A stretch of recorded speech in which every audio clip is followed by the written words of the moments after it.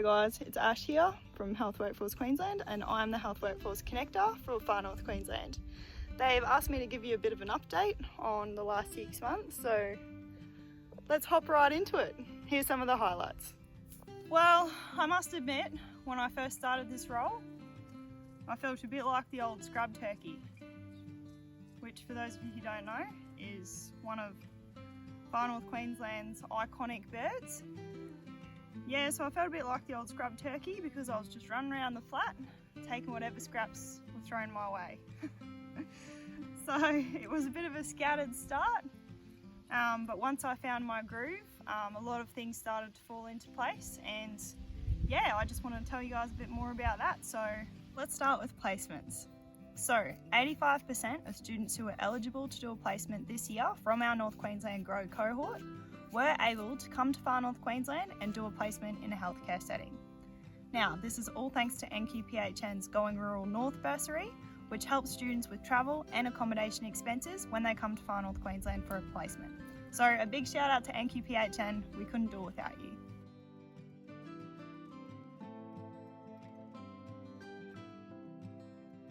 When I talk to the students about what makes FNQ so special, they always say the same things.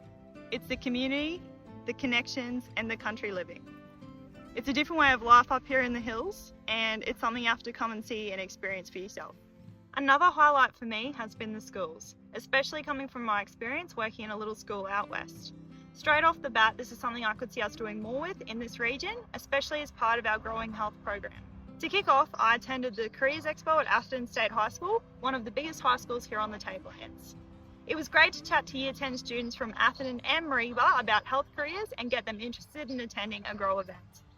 There may also have been some bribery from my famous Biscoff slice. Shh, don't tell. With the goal of engaging more schools, I then shifted my focus to our Rural Health Club visit that we do in conjunction with JCU. We managed to organise a visit to Malanda State High School along with Jubilee Christian College and Atherton State High School. These visits were super successful with students being engaged and curious the whole way through. We were also able to reach a massive audience with Atherton as the Rhino team did a scenario-based interactive presentation to the whole of the junior secondary cohort.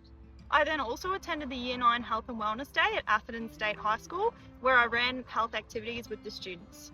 This was awesome because I got to speak to the students about health careers and do it in a way that was fun and engaging. What's next for me? Well, I'm headed to Gordonvale in a few weeks with the NRHSN to support them as they deliver their First Nations school program. So no doubt I'll make some more connections and get some great ideas from that. And finally, one of the best parts of this year has been the support of my community. I've been lucky enough to engage with stakeholders throughout the region, and the response I get every time I talk to someone is, "We just need more of you." In particular, I've got some ongoing collaborations with VPG and Checkup next year, so stay tuned for more on that. But overall, the community has been so supportive and welcoming, and that's made my job a hell of a lot easier. So there you have it guys, the last 6 months in a nutshell. Overall, it's been an awesome start to the role, and I can't wait to see what 2025 brings. Hopefully next year, I'll evolve from scrub turkey maybe to cassowary, you know? Still curious, but more formidable, you know? Also better hair. They're an endangered species up here too, so I can definitely relate. My goal is to show everyone that FNQ is FN great. Am I allowed to say that?